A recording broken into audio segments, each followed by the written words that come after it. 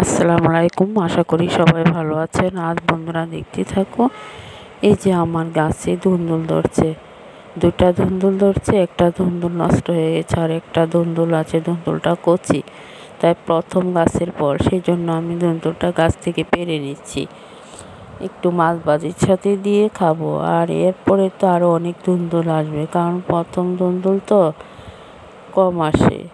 গাছে একটু খাবার দিতে হবে, খাবারের অনেক দরকার। আমি যখন ধুন্দুল গাছ লাগানো হয়েছে তখন কয়েকদিন পরেই বর্ষা শুরু হয়ে গেছে, কারণ খাবার দিতে পারিনি।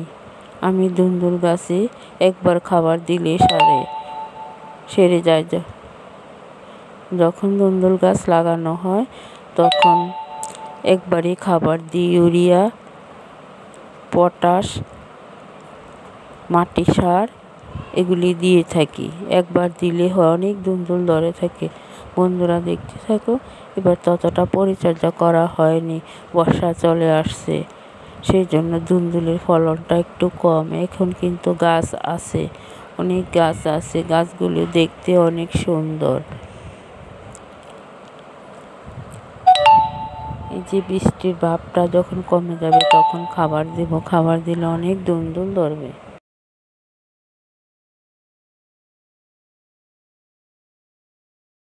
ধুন্দুল গাছে খাবার দিলে অনেক ধুন্দুল ধরে। বন্ধুরা দেখতে থাকো, মাচাতে ধুন্দুল গাছগুলি কি সুন্দরভাবে, এখন তো বৃষ্টির একটু পরিমাণটা কম, ধুন্দুল গাছগুলি অনেক সবুজ হয়ে অনেক দূর বেয়ে বেয়ে চলে গেছে। এখন ধুন্দুল ফুল আসছে অনেক, কিন্তু অনেক ধুন্দুল ধরবে। এগুলি হাইব্রিড ধুন্দুল। আমার কাছে দেশি ধুন্দুলেরও বীজ আছে, সেগুলি এখনো লাগানো হয়নি, সেগুলো আমি গার্ডেনে লাগাবো।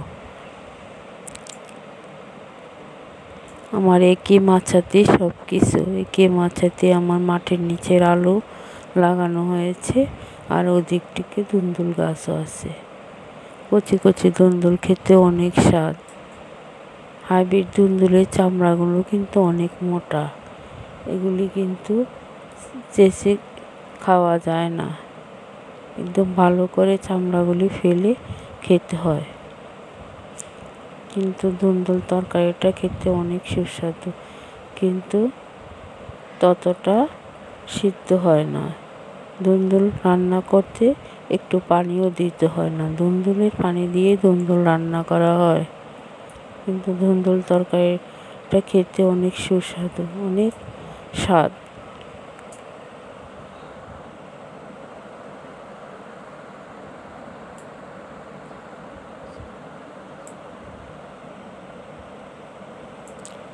বন্ধুরা দেখতে থাকো, এই যে ধুন্দুলের পাতাগুলি কি সুন্দর সুন্দর হয়ে আছে। আমের গাছটি যখন একটু বড় হয়েছে তখন বর্ষা চলে আসছে, আমি গাছের গোড়াতে একটু পলিথিন দিয়ে দিয়েছি। আরও অনেক গাছগুলো, কিছু গাছ মারা গেছে, আর এগুলি পলিথিন দিয়ে ঢেকে দেওয়াতে এগুলি কয়েক মোড়া টিকে আছে।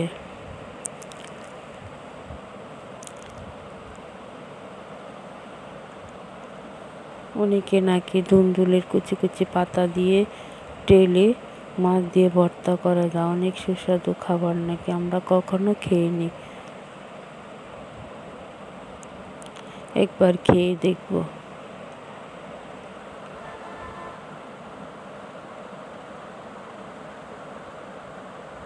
ধুন্দুল তরকারিটাতে কিন্তু ততটা ঝাল খাটে না, হলুদও ততটা দিতে হয় না, একটু হলুদ মরিচ কম দিয়ে রান্না করলে অনেক সুস্বাদু লাগে খেতে।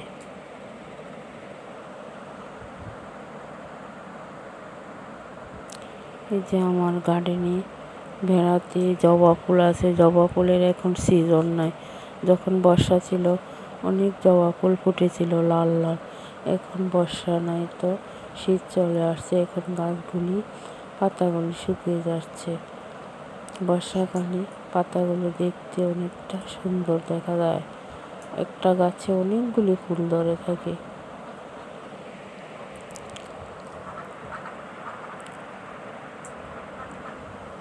সকালের আবহাওয়া তো অনেক ভালো লাগে, বাগানে ছায়া ছায়া ভাব থাকে, দুপুরের দিকে কিন্তু অনেক রৌদ্র থাকে, গার্ডেনে ঢুকাও যায় না, এত গরম, এত রৌদ্র দিয়ে কিছুতেই যাওয়া যায় না। বিকেলটা তো যাওয়া যায় না, কিন্তু সকালের আবহাওয়াটা অনেক ঠান্ডা, সকালে যাওয়া যায়।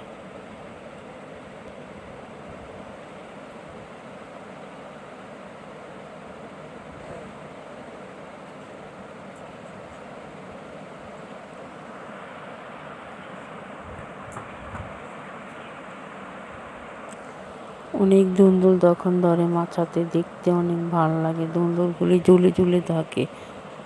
এক একটা ধুন্দুল অনেকটা বড় বড় হয়ে যায়, কিন্তু আমরা ততটা বড় করি না, কচি কচি এনে খেয়ে থাকি। কারণ কচি ধুন্দুল খেতে অনেক সুস্বাদু, অনেক মজা। বাজারে তো কচি কচি ধুন্দুল বিক্রি করে না।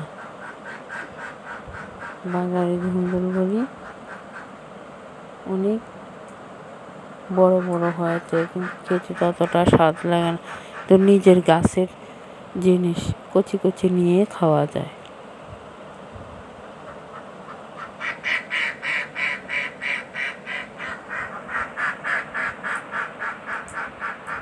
আমার বাগানে একটা মান্দার গাছ আছে। মান্দার গাছে ধুন্দুলগুলি অনেক উপরের দিকে বেয়ে উঠে গেছে।